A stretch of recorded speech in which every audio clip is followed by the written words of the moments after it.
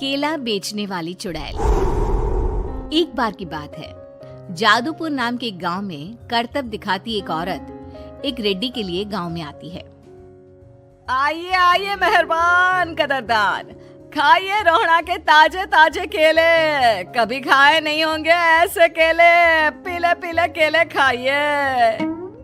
ये कहकर रोहड़ा हाथों में 4 केले लिए उन्हें सर्कल में जोर जोर से हवा में उछालती हुई करतब दिखाती है, जिसे देखकर आसपास के सारे बच्चे अपने अपने मम्मी पापा से उस औरत के पास जाने की जिद करने लग जाते हैं।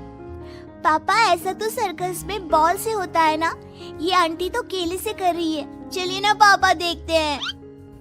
रोहड़ा एक पतली सी तार पर चलती हुई केलों से करतब दिखाती है।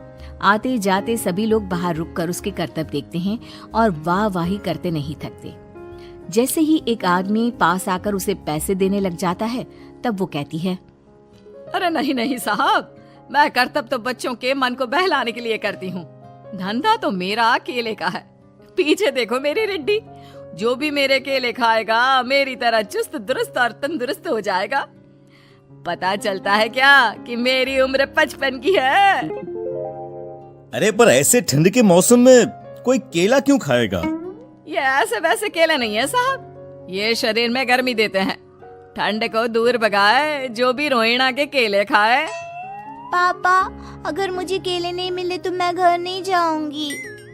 तभी उसके पापा कहते हैं कि बेटा, केले ठंड में कभी गर्मी नहीं देते। ये सब कहने की बातें हैं, सामान बेचने का तरीका है इनका। पर पिंकी नहीं मानती। मैं केले खाऊंगी। पिंकी की जिद के आगे नत्थू हार जाता है और उसे केले खरीद कर दे देता है। पिंकी खुश होकर केले घर ले आकर खाती है। अब मैं भी करतब करूंगी, कितना मजा आएगा। जादुई केले। पिंकी पहला केला खत्म भी नहीं करती कि वो बेहोश हो जाती है। दूसरे केले से एक काला धुआं आता है और रोहड़ा चुड़ैल बनकर बाहर निकल आती है। मेरे भूतिया केले बच्चे न खाए, ऐसा हो ही नहीं सकता। जादूपुर वालों, कब तक बचोगे? आ गई हूँ मैं रोहड़ा, जिसका कोई नहीं कर सकता सामना। रोहड़ा पिंकी को गोद में उठाकर काले धुएं में कहीं गायब हो जाती है। शाम के वक्त नत्थू घर लौटता है और पिंकी को घर में ना पाकर उसकी माँ से कहता है, माँ पिंकी कहाँ है? अरे बेटा, उसे तो तू सुबह करतब दिखाने ले गया था ना, फिर कहाँ वापस आए तुम दोनों?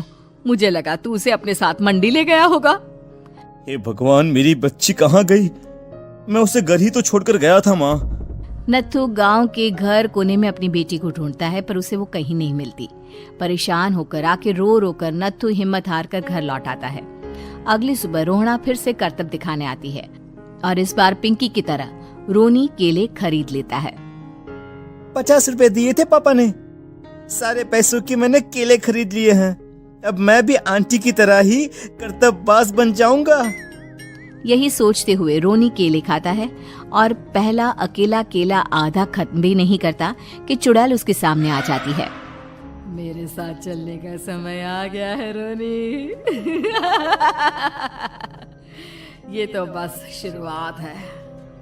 अब इस गांव के सारे बच्चे धीरे धीरे मेरे कब्जे में होंगे, एक बच्चा भी नहीं बचेगा। ये कहकर रोना रोनी को गोद में लेकर काले धुएं में अदृश्य हो जाती है। इसके बाद हर रोज गांव में से कोई ना कोई बच्चा गायब होता, पर ऐसा क्यों हो रहा है किसी को भी समझ में नहीं आ पा रहा था। रोज की तरह अपनी बेटी पिंकी की तलाश में नत्थू गांव के एक तालाब के पास बैठा रो रहा था। कहाँ गई मेरी पिंकी? शकुंतला के जाने के बाद एक वही तो मेरा सहारा थी। अरे उसकी आत्मा कोस रही होगी मुझे कि मैं अपनी बच्ची को संभाल भी नहीं पाया। नत्थू ये कहता हुआ रो ही रहा था कि तभी तालाब में से उसे शकुंतला की आवाज सुनाई देती है। कहाँ थी तुम शकुंतला? हमारी बच्ची और सारे गायब हुए बच्चे रोहड़ा के कब्जे में हैं। वो बच्चों को जो केले देती है उससे बच्चे बेहोश हो जाते हैं और उसके कब्जे में आ जाते हैं और वो उन्हें ले जाकर काली दुनिया में ले जाती है। पर वो ऐसा क्यों कर रही है? ये मैं नहीं जानती, पर उस दुनिया का रास्ता मैं आपको बता सकती हूँ। जहां ये नदी खत्म होती है वहां एक केले का पेड़ है, उसके नीचे एक दरवाजा है, वहीं से रास्ता जाता है उस दुनिया का। ये कहकर शकुंतला की आत्मा गायब हो जाती है। गांव के सभी लोग झुंड बनाकर उसी रास्ते से काली दुनिया में चले जाते हैं और वहां देखते हैं कि सारे बच्चे वहां काम कर रहे थे। पापा मुझे ले चलो यहाँ से। पापा पापा। सभी बच्चे अपने मम्मी पापा से लिपट जाते हैं। तो तुम लोग यहाँ तक आ गए? क्यों हमारे बच्चों को पकड़ लिया तूने? तुझे शिकार ही बनाना है तो ले, हम सब आ गए हैं, हमें खा ले। नहीं, मुझे बच्चे चाहिए। मेरे बच्चे के बदले तुम लोगों के बच्चे। क्या मतलब? मैं इसी गांव में रहने वाली एक औरत थी। केले की चोरी के इल्जाम में मेरे बेटे को गांव वालों ने इतना मारा कि वो मर गया। उसी दिन मैंने ठान लिया कि गांव वालों का भी वही हाल करूंगी। कुछ दिन बाद बेटे के चले जाने के दुख में मैं भी मर गई और मेरी भटकती आत्मा एक चुड़ैल बन गई। और फिर मैंने बदला लिया तुम सबके बच्चे छीनकर। बर्दाश्त नहीं कर पाए ना? सोचो मुझ पर क्या बीती होगी। हमें माफ कर दो रोना। पता नहीं ये किसकी गलती थी, पर हम सभी माफी मांगते हैं। हमारी खुशियां लौटा दो, तुम भी तो एक माँ हो। गांव वालों की बात सुनकर रोना का मन पिघल जाता है और वो बच्चों को छोड़ देती है। उसके बाद काली दुनिया बच्चों के लिए जादुई दुनिया बन जाती है। अब कोई भी कभी भी वहां आ जा सकता था।